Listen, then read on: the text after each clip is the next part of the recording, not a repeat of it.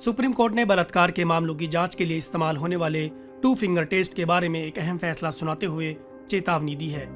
प्रतिबंधित और असंवैधानिक प्रक्रिया 2 फिंगर टेस्ट पर जस्टिस डीवाई चंद्रचूड़ और हेमा कोहली की बेंच ने कहा है कि किसी भी हालात में यौन उत्पीड़न और रेप सर्वाइवर का 2 फिंगर टेस्ट नहीं करवाया जाएगा। इस तरह से जांच करने वाले व्यक्तियों पर मुकदमा चलाया जाएगा। बलात्कार के एक निर्णय में सजा बरकरार रखते हुए अदालत का कहना था कि इस अवैज्ञानिक जांच से पीड़ित महिला को आघात पहुंचता है। टेस्ट पर बैन लगाने के बावजूद ये टेस्ट आज भी किए जा रहे हैं और ये महिलाओं के निजता के अधिकार यानी राइट टू प्राइवेसी का उल्लंघन है। सुप्रीम कोर्ट ने 2 फिंगर टेस्ट को मेडिकल कॉलेजों की अध्ययन सामग्री से भी हटाने का आदेश दिया है और किसी भी पीड़िता की जांच कराने के लिए दूसरे टेस्ट की ट्रेनिंग देने को कहा है। बता दें कि सुप्रीम कोर्ट ने तेलंगाना हाई कोर्ट के फैसले को पलटते हुए अभियुक्तों को आजीवन कारावास की सजा सुनाई है। इस मामले में ट्रायल कोर्ट ने अभियुक्तों को दोषी ठहराया था, लेकिन तेलंगाना हाई कोर्ट ने ट्रायल कोर्ट के फैसले को पलटकर अभियुक्तों को रिहा कर दिया था। कोर्ट ने आगे कहा कि 2 फिंगर टेस्ट पितृसत्ता की सोच का प्रतीक है। इस टेस्ट के माध्यम से ये दिखाने की कोशिश की जाती है कि जो महिला यौन रूप से सक्रिय है उसका बलात्कार नहीं हो सकता। जो लोग इस तरह के टेस्ट कराते हैं उन पर सख्त कार्रवाई की जाएगी। आज के सारांश में हम जानेंगे कि यह टेस्ट क्या है, इस पर लंबे समय से विवाद क्यों जारी है और मौजूदा स्थिति में 2 फिंगर टेस्ट पर लगाम लगाना क्यों जरूरी है।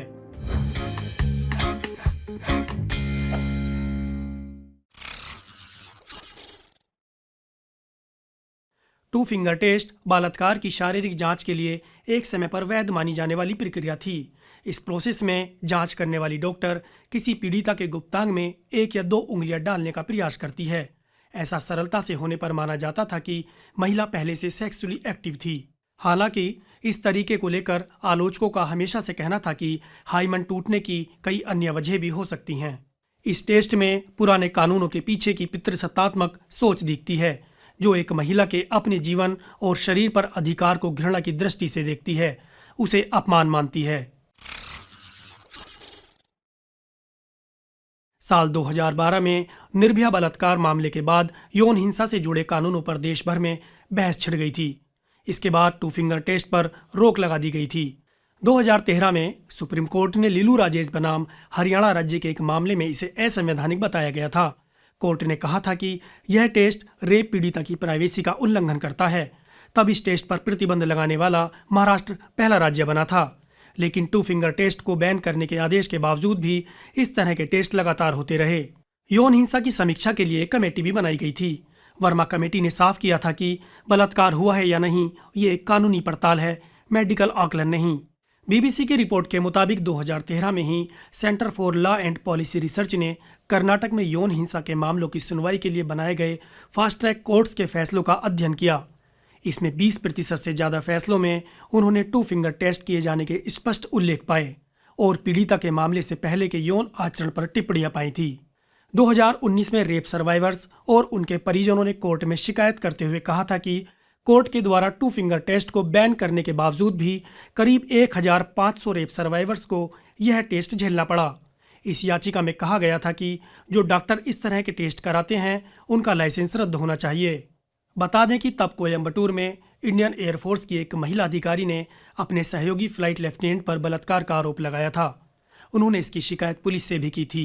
महिला अधिकारी का आरोप था कि रेप की पुष्टि करने के लिए उनका 2 फिंगर टेस्ट कराया गया, जिसमें वो गहरे सदमे में चली गई थी। इस मामले पर सफाई देते हुए भारतीय वायुसेना के chief air marshal VR Chaudhary ने बयान जारी कर कहा था कि इस तरह की किसी भी घटना को लेकर भारतीय वायुसेना बहुत कड़ा रुख अपनाती है।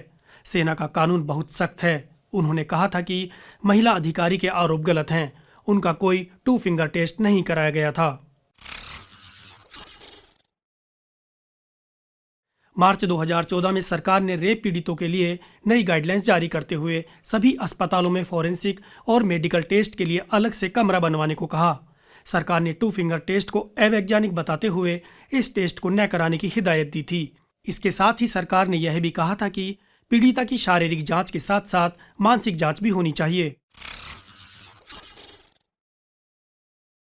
वहीं विश्व स्वास्थ्य संगठन इस तरह के टेस्ट को अनैतिक बता चुका है। WHO ने कहा था कि सिर्फ हाइमन की जांच कराने से रेप का पता नहीं चल सकता। उन्होंने इस तरह की जांच को मानवाधिकार का उल्लंघन करार दिया। स्पष्ट किया था कि इस जांच के माध्यम से यौन हिंसा की एक पीड़िता को वही पीड़ा दोबारा अनुभव कराई जाती है। WHO ने इस तरह की जांच को सभी प्रकार की मेडिकल जांचों से हटाए जाने की सिफारिश लंबे समय से ही दी हुई है। 2 फिंगर टेस्ट बैन होने के बावजूद भी यह टेस्ट लगातार होता रहा है। अब सुप्रीम कोर्ट की सख्ती के बाद देखना होगा कि इसे कितनी गंभीरता से लिया जाएगा।